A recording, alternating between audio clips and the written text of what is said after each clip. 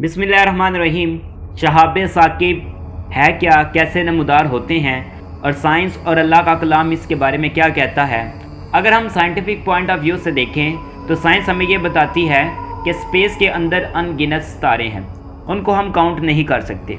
शहाब साकिब टूटे हुए सितारे को कहते हैं या फिर सितारे का एक टुकड़ा है जिसको शहाब साकिब कहते हैं। सितारे क्योंकि हमेशा रिवॉल्व करते रहते हैं और सम टाइम ऐसा होता है कि उनका टेम्परेचर बढ़ जाता है जिसकी वजह से सितारा टूटना शुरू हो जाता है, और जब वो सितारे टूटते हैं तो उनके पार्ट ज़मीन के ऊपर गिरना शुरू होते हैं। और ज़मीन के ऊपर अल्लाह ताला ने हवा की 4 लेयर रखी हुई हैं। सबसे ऊपर वाली लेयर पे हवा का प्रेशर बहुत ज़्यादा होता है।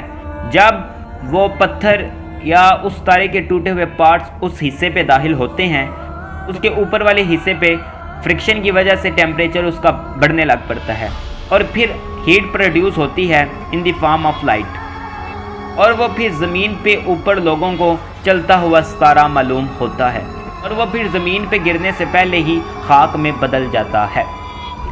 अगर हम साइंस से पूछें कि कैसे हुआ तो साइंस इसका जवाब नहीं देती।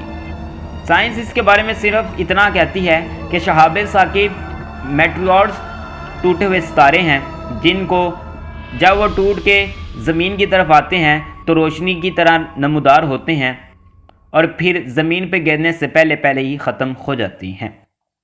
लेकिन इस्लाम में आता है कि अल्लाह ताला ने 2 ग्रोहों को ज़मीन के ऊपर पैदा किया हुआ है। एक है इंसान और दूसरे जिन्नात। जिन्नात क्योंकि इनके अंदर परवाज़ की सलाहियत अल्लाह ताला ने रखी हुई है और यह पहले आसमान पे जाके अल्लाह ताला की और फरिश्तों की तमाम बातें सुन लिया करते थे और ज़मीन पे बसने वाले आके लोगों को बता दिया करते थे। ख़ुसूसन लैलतुल क़द्र में जब अल्लाह ताला पूरी इंसानियत का जीने और मरने का गोशवारा और उनके रिज़्क़ का हिसाब किताब करके फरिश्तों के हाथ थमा देता है, तब उसकी तमाम इन्फॉर्मेशन जिन्नात लेके ज़मीन पे बसने वाले लोगों को उनके मुस्तकबिल के बारे में बता देते थे।